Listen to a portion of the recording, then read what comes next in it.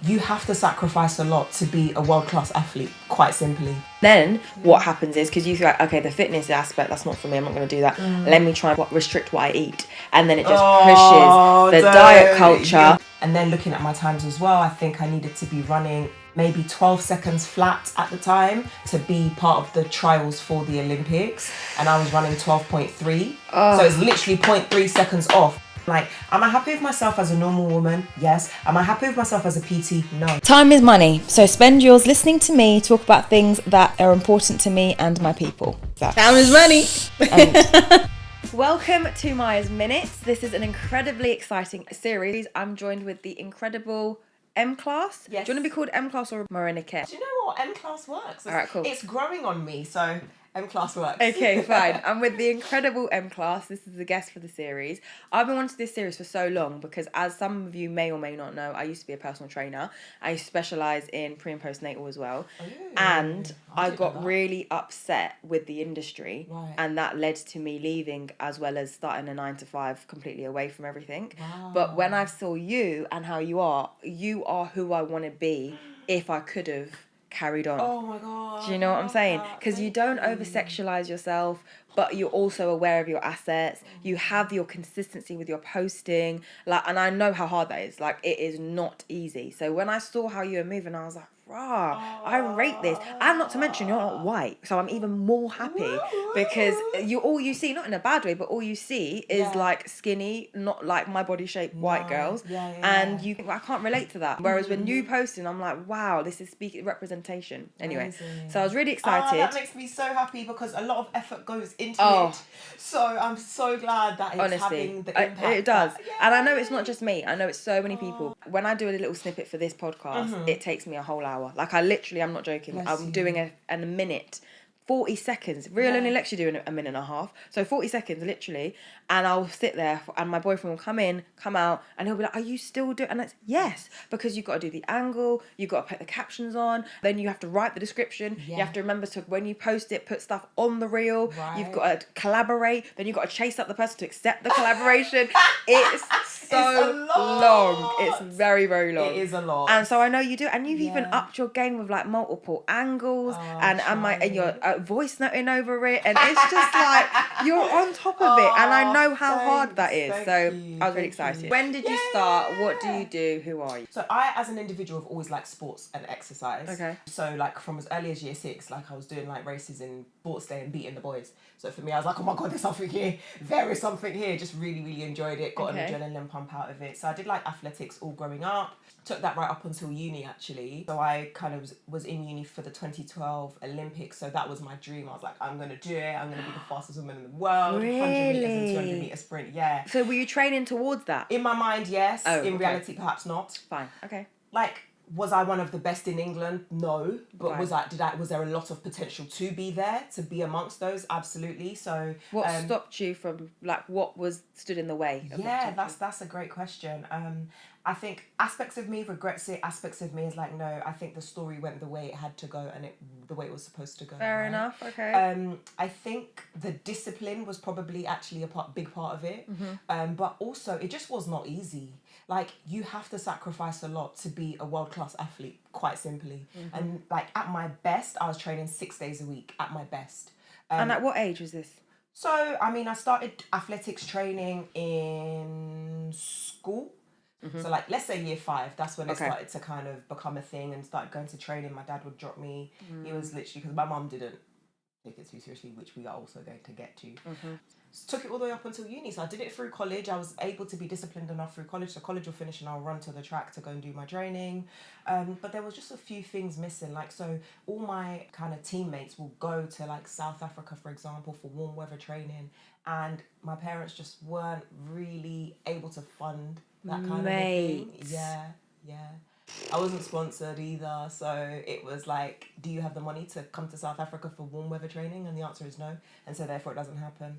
Did you grow up in East London, by the way? So I was born in Hackney, and then I spent the first few years of my life, some in Nigeria, then Hackney, but I grew up in Islington. Okay. Yeah. Fine. Yeah. No, only asked because the first thing that strikes me is, which I keep saying we're going to get onto, let's just get onto it.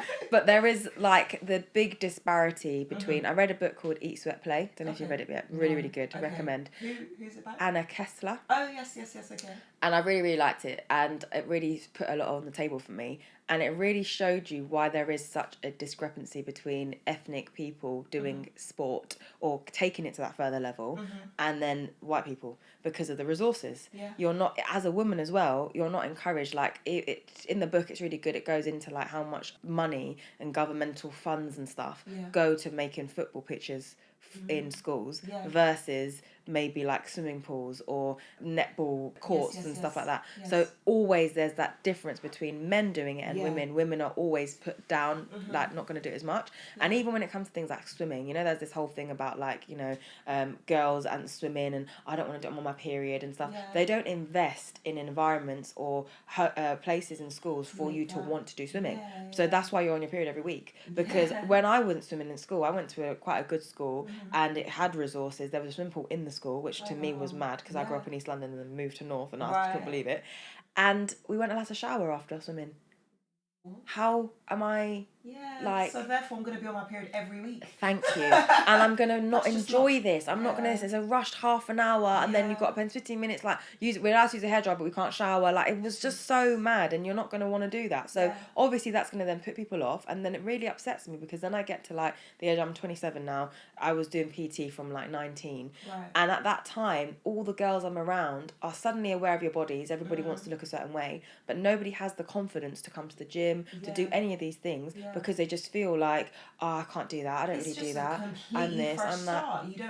You haven't had access, you haven't had exposure, and so it's just asking somebody to dive into something that is scary, completely new, scary, and intimidating. Exactly, right? And then what happens is because you think, okay, the fitness aspect, that's not for me. I'm not going to do that. Let me try and restrict what I eat, and then it just pushes the diet culture through the roof. Oh God, you're like, that's such a good point because it's like, I can't get a hold or a grasp of the exercise aspect, so let me control food. This is it. But the sad part is that there isn't education around that either. Absolutely. So you're on a salad with no dressing, and no again, protein and you no bring carb. in the difference of backgrounds, cultures, and bodies. And these diet cultures are set by the white Eurocentric body standard. And so a salad for you might... I don't think you should be having that anyway, but if that's what you're going to have, I'm going to die on that. Do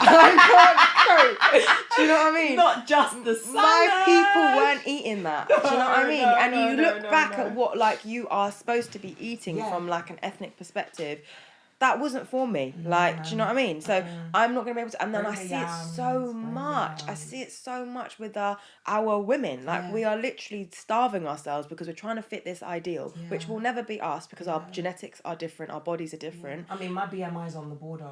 Same. I'm obese according to BMI. Do you know what I mean? And so that exactly is the point. That shows you. I just think, and we don't say it from a place of like, oh, how dare you call us that? It's just like, come on, like, it's... How do you feel on a day-to-day basis? What's the heart health like? How do you feel? Like, could you run for a bus? Like, all these type of little things. That is a big one. So so I interrupted you. Sorry. So carry on. You started taking it really seriously. Yeah, like I absolutely. But you couldn't obviously I think it's just, everybody's got like a good view when you're looking back on something, right? So I think, if I had done the warm weather training, like, why would you want to have a whole chunk of training missed out? Like, they're going for warm weather training for a reason, right? There's obviously a benefit because it's quite cold here. So there's only certain things that you can do in terms of your training. You go abroad, the muscles are more relaxed. 100%. It's just much better. You can run in those environments, right? Anyway.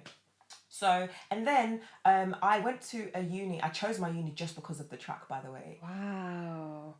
Upon reflection, I wish I had somebody to advise me a little bit more. Like, Monica, Russell actually means something. Like, it's because I was quite intelligent, so I had the grades for Russell. Like, I think I got an A-A-B, right? And that B was A-level. Like, that B was like, oh my God, like the worst thing ever. That's so funny. Do you know what I mean? So I could have done the Russell Group unis, but I just wanted the uni that had the athletics track. Yeah, the associate. Anyway, and so the university accommodated for people who studied sports science. I did a law degree.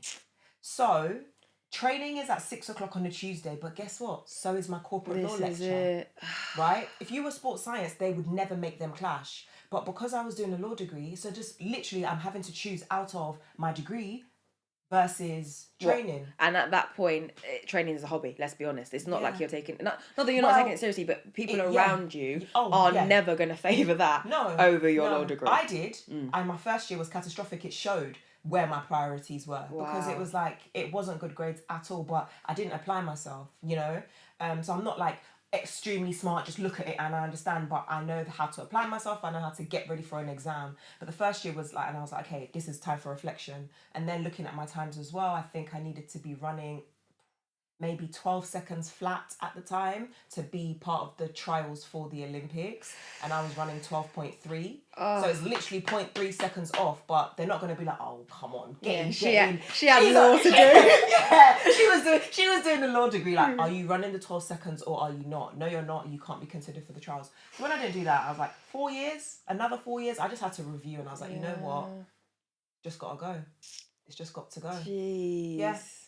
Yeah. Did you feel, was it like, because I know like when footballers have an injury, it's like, I don't think they ever get over like the pain of what could have been. I've seen so many men fall from that. Do you know what I mean? Listen, so how was it for you? I genuinely, this is somebody who trains 5-6 times a week for about 10 years of her life, or I've just always exercised. I didn't train for a whole year.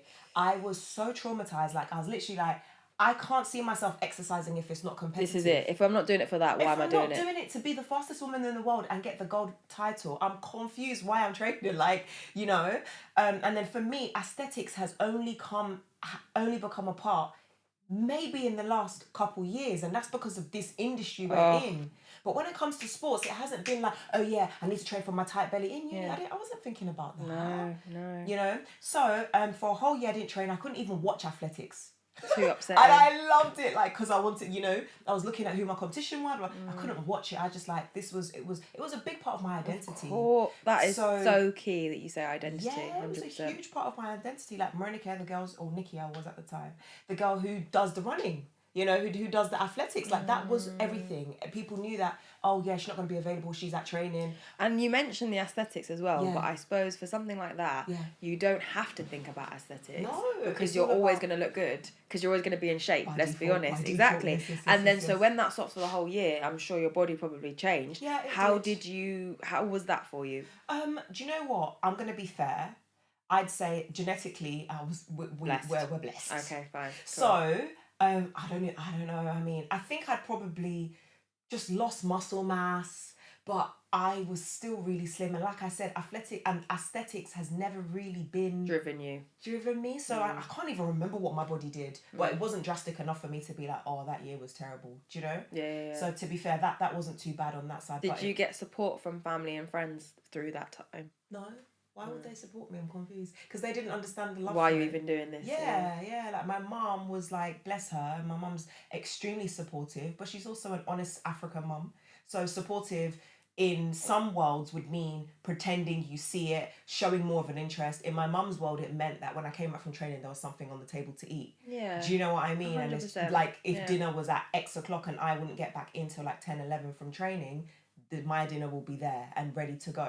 But she used to be like, why are you putting yourself through all of this? This is it, yeah. You know, she understood and appreciated the love, and shout out my dad, like he was such an OG because he'd drive you to the place. He would drive me to training, and that man was committed. You know, this country is cold. My dad would be in the bushes waiting for me, literally like walking around Finsbury Park, just waiting for me, and like and the thing is, if he didn't do that, I wouldn't have been able to go even up to that point. 100%. No, because my mum wasn't gonna let me be walking like to Finsbury Park, which is borderline Hackney, late at night, walking through the whole park. The track is like once you get into the park, the track is like then another 15 minutes walk into a dark park. My mum was never going to let that. So my situation is very different to you, by the way, because I was very much a victim of the not in school, them not, or like the school ages, women not being represented, or it's important for women to be doing exercise. Right. But at the same time, I came from East London, like I said. So when I've come to North London now, and in my school, there's like a trampoline the size of a whatever. Wow. We've got trampoline in classes. There's grounds, courts. It was, and it's only state. No, it was Barnet. Right. But it was only. This makes sense. It was like a private school, from what I would have thought. It was amazing to me. So I joined every single club because I was just like, I would not not have been able to even see this before.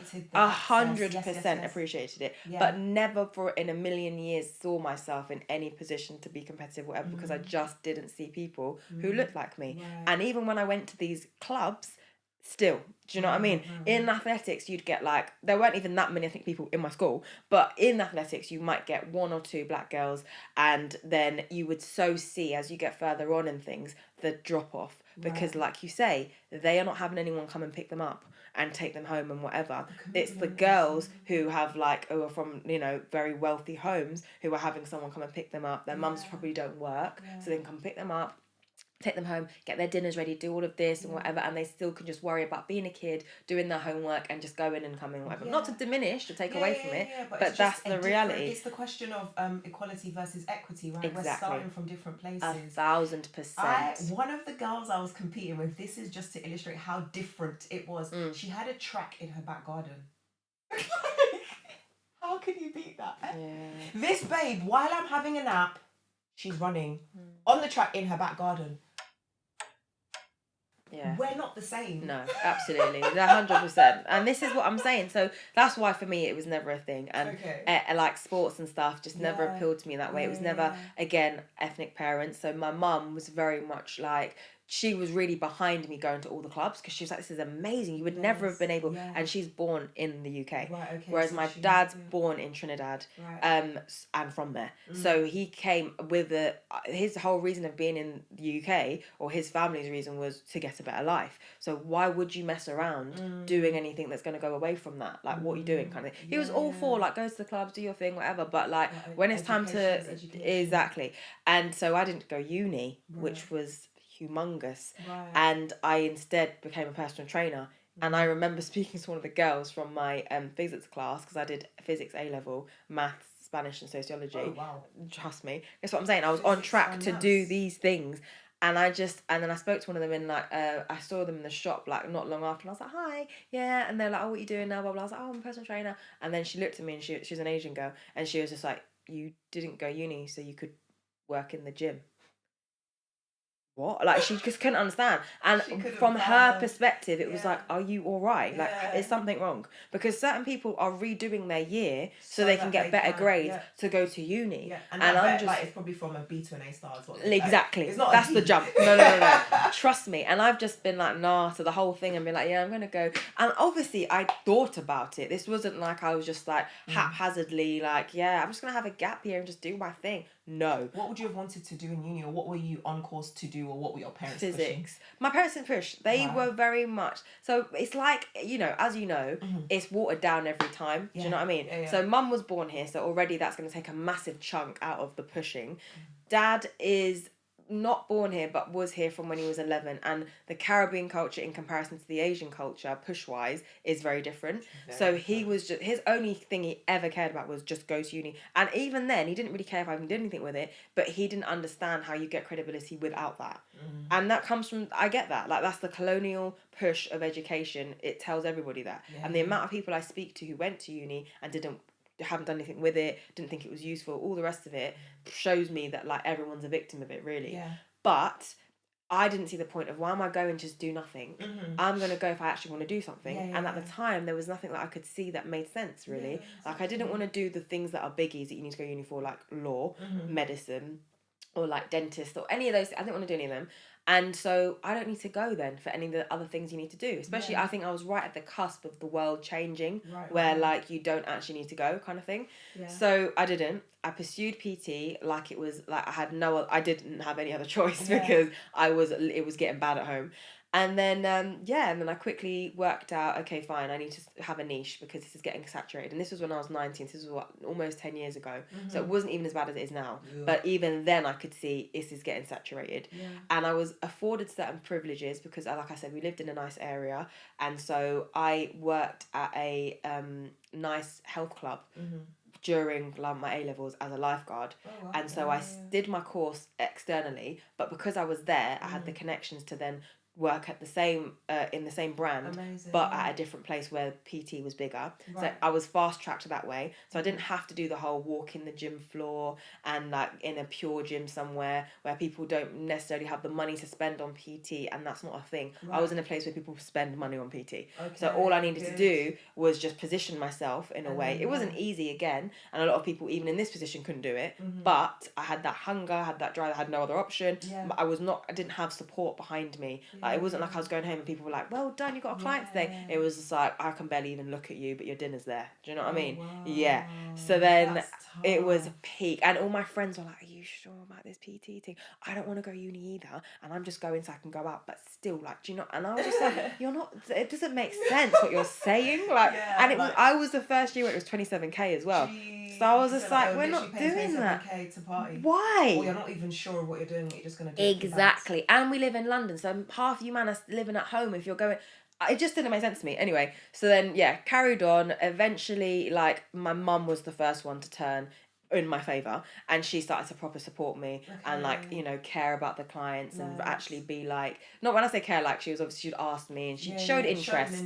Yes. Further than your dinner's there, and further than, like, you know, commenting on, oh God, you're getting really muscly, oh God, don't try, you know, it's not good for women to do too much of that level.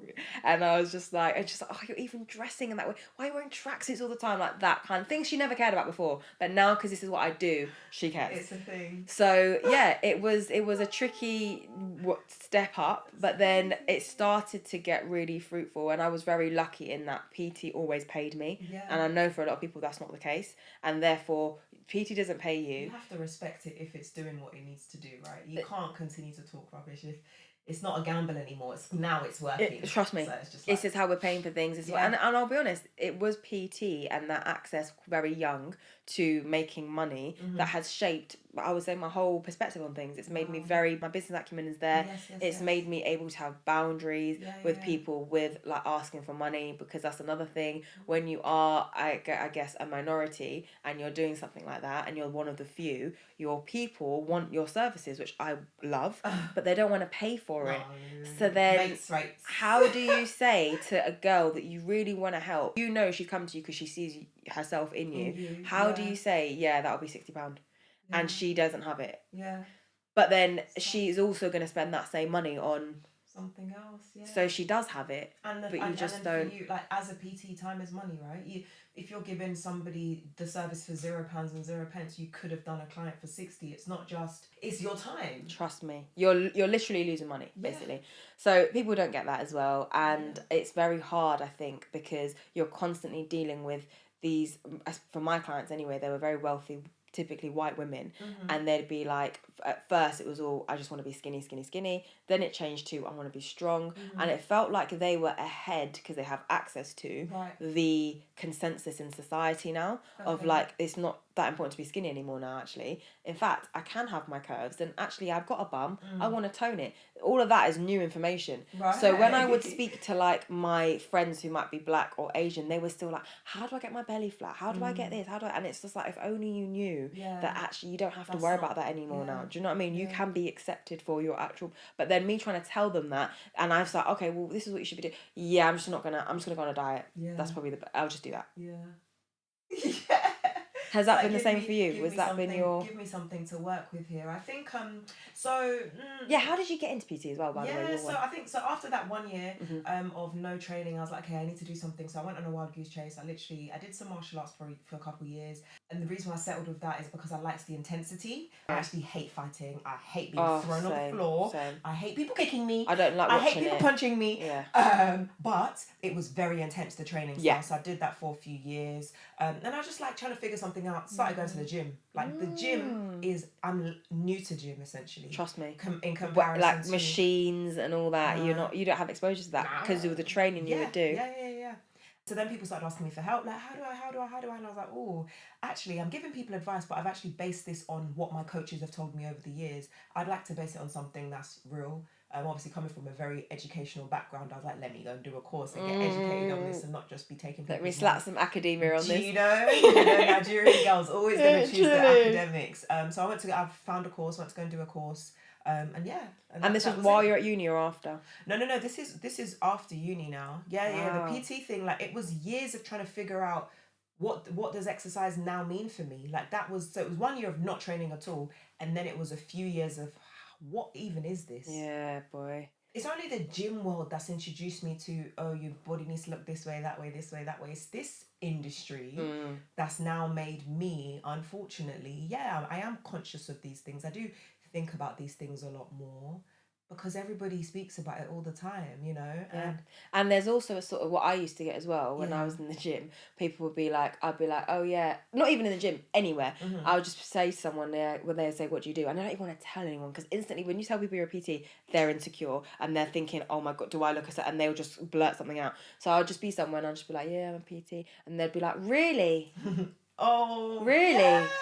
Oh, really? Oh, wow, yeah. So I've got this. So it's like that instant thing. They're looking at you up and down, like, okay, are you? Right, okay, cool. So these are all my problems, and then it's mad. And so I hate it. Like, it's just. And if you're having a bad day, like if I'm near my period, and my belly's popping out, my arms might be a bit bigger than normal. I'm holding water. Do you know what I mean? Yeah, and then you're looking at me like, oh, you're a PT, yeah?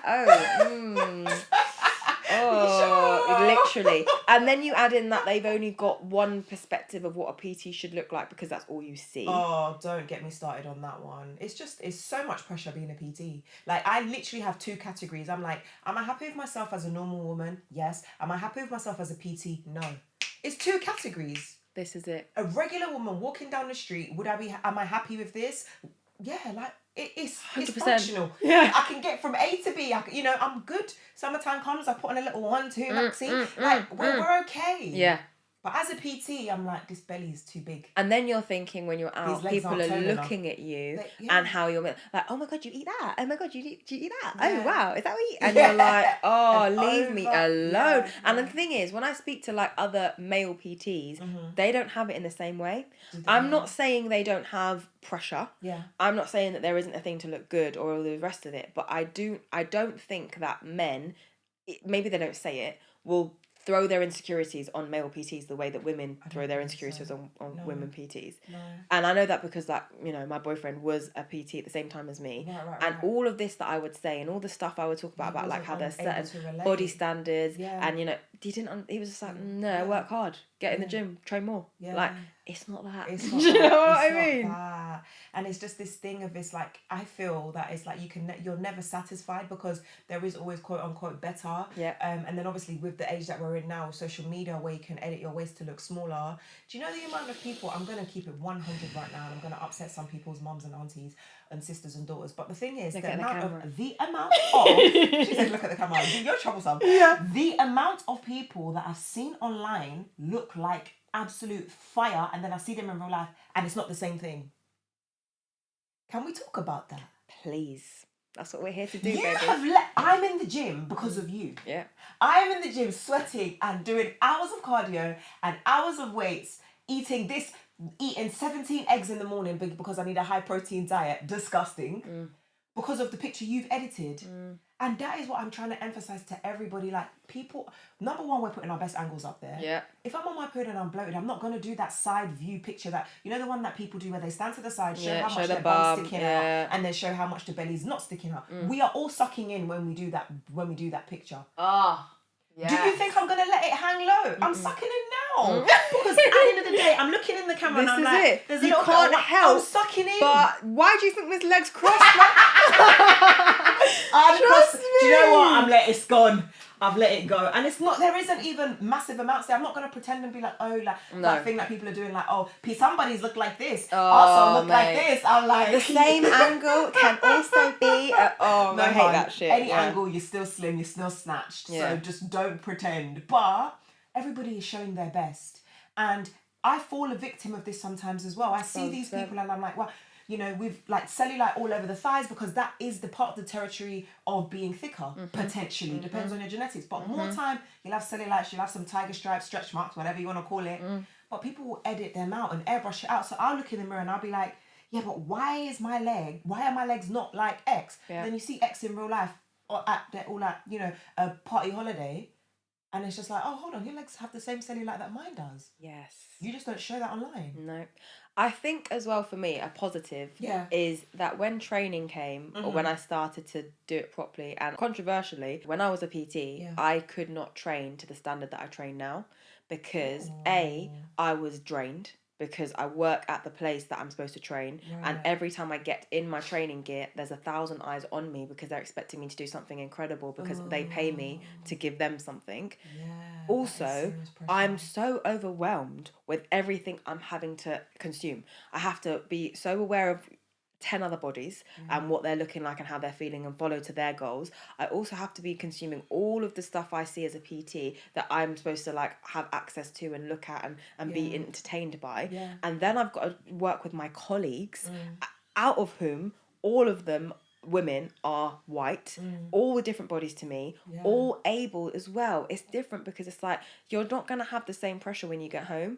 When I was living at home as well at this point, when I get home, my mum's got a dinner for me. It's not couscous and tuna and chickpeas, and that's not happening. And trust me, it's not prison food. And also, I am not going to, even if I was to eat that stuff, it's not gonna fill me up. Like I'm just not made that way. And then and then I'm dealing with the pressure of the fact that no one here is supporting me. Certain people at work were getting their parents like calling them, I'm so proud of you.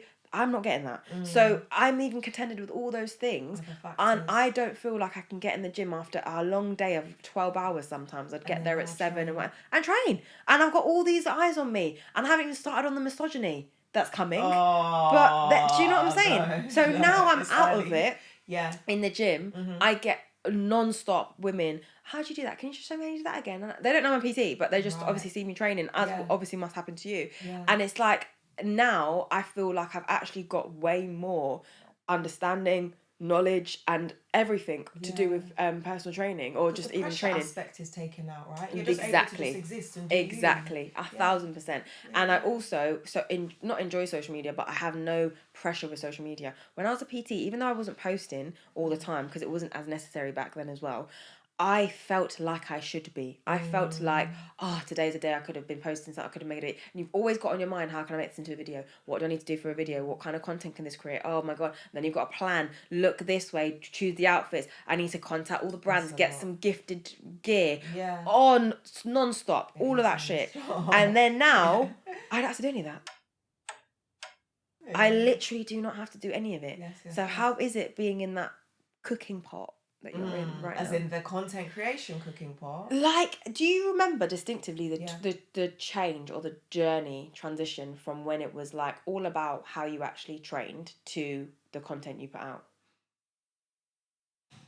Yeah, I think it's really sad, isn't it? Because it's like you can be a fantastic, really knowledgeable personal trainer, but if you don't have the numbers on Instagram or look a certain way, like we've just spoken about, then people are not going to value what you're doing. Like, honestly, my genuine like heart's desire or my first choice of how I put content out wouldn't really be centered around my body. Because remember, I'm telling you that I'm coming from a place where this didn't really matter to me for 2 reasons. I appreciate that one of the reasons because I am genetically blessed. So like you didn't have anything to worry about. Our metabolism is quick. I'm not thinking about my waistline because it's probably going to be small anyway. Yeah. But I'm also not like I had a healthy relationship with my body the way I looked because it was just like it is what it is. Instead what do you want me to do? I had a healthy relationship. It's past tense. Yeah. Oh, it's past tense. Yeah, it is. Yeah, I hear that. Like, it 100%. It's not a terrible one now, but I'm a lot more like conscious.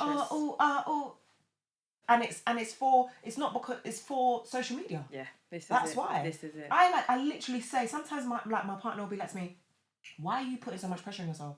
Like, because with the whole gym thing, I'm turning 30 in August, and I was like, for my 30th, I need to look amazing. I want to look the best I've ever looked in my life.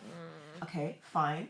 That could be something, but when it starts taking away from your day-to-day mood, so for example, in part of my introduction, it's been a really exciting conversation. So we've kind of been like this. I know. I work in investment banking, right? That's my 9 to 5. I know, right. And you still do those videos. Yes, honey.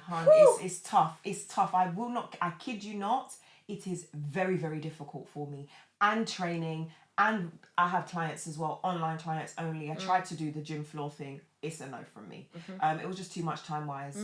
But, so the reality is like, let me tell you about this week. I trained last on Monday. Because I can't come and die, babe. Mate. On Monday, it was bank holiday, so I was like, you know what, this is perfect. Let me have a nice long session. I went in, I did leg day. After leg day, I did 30 minutes of cardio. It was top of the range because I did every exercise I needed to do. I wasn't rushing to Them get 2 to the hour office. gym sessions. Them 2 hour gym sessions, but Yeah. they're absolutely luxuries. It is not real life. Nah. And do you know what? You just saying that, this is exactly why I wanted to do this with you. Because I had thank other, you, honey. I'm not like saying I'm Miss Popular, but I had other options. And, I love that for you. Yes. And I love you- that for you because thank you've got you. options. I love it for me because I got chosen. This is it, exactly. And you were the only person I had in my head because I thought, who's going to be real? And you're going to be keep it real. 100, babe. I trained This on is Monday. it. And I people trained hearing on that because Monday. they'll look at you, they'll look at your Yeah. Instagram, they'll look at your stuff, and they'll just be like, oh, mate, I need to be getting... You're that for me sometimes. Sometimes I'm just like, oh, yeah, you've just posted a video. I'm on the edge about, am I going gym? I've seen your video, I'm going gym. Yeah. Do you know what I'm saying? But Even hearing that, you're just like, It's so many just- girls will be like, oh, rah. And that is the reality. That's the thing. reality. Sometimes women or my friends will be like, how much are you lifting? How much? I'm squatting about 75 kg. Yeah. And they're like, oh, really? Because they believe, Or what because they've Instagram seen is it, showing, that there's girls TikTok. doing 100 kg more time, Yeah, their that's form is fine. bad. Yeah. And they're not even at 90 degrees. Yeah. But they're there going like, yeah. And you're... And that might be all they do in the gym. Like, you can absolutely change your physique, change your body, get like anything you want without lifting crazy heavy weights. Like, it's just... Absolutely. And actually, like, genetically, I am capable of lifting quite heavy like that. So put me on the treadmill, I'll be dying after 5 minutes, just to caveat, right? Okay. But in terms of where my strengths are from a fitness perspective, I am strong. I can be very strong. Do you know what I mean? But you can't do that for a long duration of time, and I'm trying to play the long game. I'm not trying to squat 200 kg so that I can get a couple likes and then I've done my back in. Trust or me. even if I haven't done my back in, that constant pressure on Thank the you. back, Your knees, your everything. knees. It's just, you need to be thinking about, how am I going to be able to do this for a long sustained period of time? Yeah. Do you know what I mean? And so for that reason, I'm like, okay, sometimes I might lift heavy. Like one time I went to the gym and I was doing like a little, like, it was actually a TikTok. My gym bro starts where I finish. So I had to deadlift as much as possible. Yes. So I got to 160 kg deadlift and I was obviously quite pleased with that. Mate. But my coach was like, okay, why did you do that? Yeah. Because we're supposed to be training hamstrings tomorrow. And I was like, oh, I thought you'd be proud of me. And he's like, well, what? Like, I mean, well done for doing the lift successfully, but I couldn't train for the whole week. And it's just like, people are putting these type of clickbait, you know, just getting that validation, that instant kind of gratification over training healthy, training in a safe, effective way. Yeah, trust You me. know? And then you feel a way, especially as a PT. Yeah. I don't know if you can relate to this. You probably can. Of the exercises that you do that are better and more sustainable, more good for your body. You know, better form, whatever. Yeah. You're scared to pick that up because you're like, oh, that's not in the hundreds though. Yeah. That's not 100 kg plus. No one's gonna really care about that. I could just be like a normal person going gym and not a PT, so I'm not gonna post that. And I had to do a lot of work, which I can only do now, not being a PT. Right. That's the only way I allow myself, Yeah. because I feel like people aren't gonna view me as a PT anymore. They're just gonna view me as a normal person. Yeah. And for a normal person, that's great. Yeah. But for a PT, they'd be Yeah. like, oh. The standard is So high. it's a lot of horrible. pressure. It's a lot, and you can't switch it off. You cannot switch it No, off. no. How did it go for you, misogyny wise? What was your experience of that? In terms of the industry, in terms of training, Gym floor. Did you get any? yes, you always absolutely do. I mean, it's more to just me being like prey as a woman, just in general, as opposed to, oh, you're like talking to me as a female PT, because They don't view you as a PT. they don't You view can't me. even be that. Yeah, Because yeah. you're a girl. Yeah, quite frankly. So I mean, unfortunately, it's there all the time. I've had different phases. I'd say I'm in a very good place right now, Same.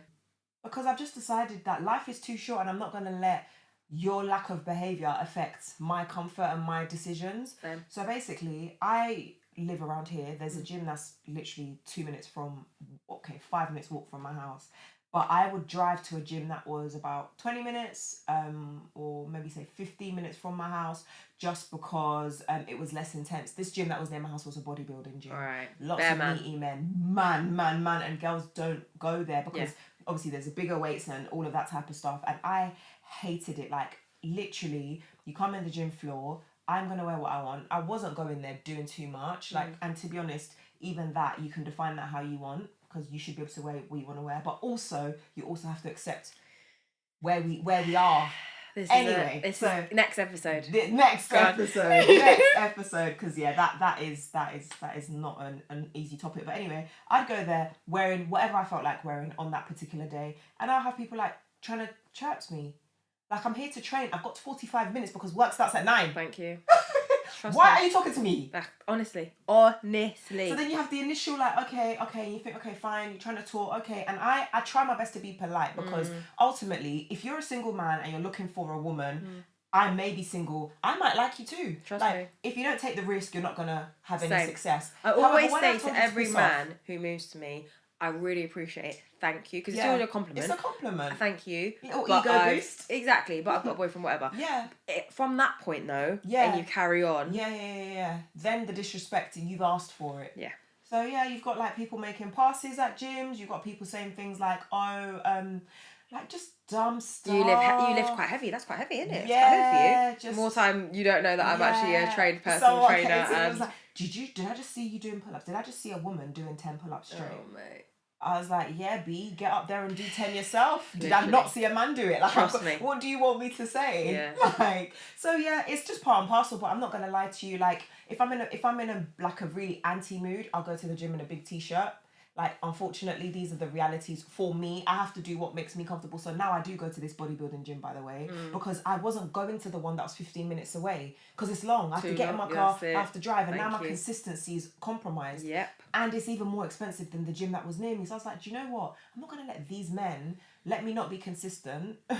Let me, miss out and have to actually pay money, put petrol in my car to go gym. I'm going to walk to the gym, and you guys are actually going to comply to what I want. That's it. And that's what you do. And I think if you mark your territory in a bit of an aggressive way, so I screw my face, I don't really talk to anyone. But these are all the, like, my defense mechanisms. Like, look at me, like, I am actually quite a smiley person, but people at my gym won't think so. Mate, but like, I have to censor. Feisty. I have to censor how I am so much. Yeah. Like, when I'm in the gym, I'm naturally quite polite. So if I see you, I will, unlike men, scan and see there's stuff around this squat rack, and I'll see whatever, and then I'll look around and I'll be like, oh, are you? I'll always ask. Yeah. And my boyfriend's always just like, you're being too nice. You would not get that back. Yeah. And I do not get it back. I've literally got my whole stuff there, and a guy will just taken off my stuff and start using it, even though my whole bag's there. Yeah. But like, it's a shame that I should have to change who I naturally am to accommodate or reflect how people are. Yeah. It's just I'm sorry, but I mean, I'm not one, and I am actually, I'm big on gym bros and stuff like that. There are a lot of men within the gym environment that are healthy, that are, not being perverse, that are helping with technique. Like, listen. There's like helping with technique and being positive, like, and they add something to the environment. Like, there was a positive example that I had where I was doing my squats, I was training by myself, and when you get to that point where you're like, I'm tired, nobody can see me, I'm dropping this. Yeah. Like, maybe I was supposed to go to 10. And I got to like 7, and this guy 8, 7, same thing. And this guy literally just, like, from where he was, started cheering me on, and he was just like, "Come on," because I think he could see that I was He's been there. I was having that mind where it was like, I can, but I can't be asked. I'm dying, and no one is here, bruv. I've done something. Leave me alone. Oh, but I started hyping up. It's like, you can. Go on, do it, and I got my reps, and I was like, that's positive. That was a positive encounter. Yeah. Or when you're doing bench and like you're shaking on the last one and you're about to, and then a hand just comes and you're like, the hand of God just comes and literally. It's like, those are great as well, but unfortunately, as soon as that comes, it's normally that's quite good, yeah, no. So, and then you're like, why have you're ruining it. You know what? You're ruining it. Oh, you know what? It's kind of, I wanted to leave that story as a half positive story, but at the end of that, don't tell me. He was like, you need to give me a hug for that. And I was like, I was like, thank you so much. She's like, yeah, but I deserve a hug for that, don't I?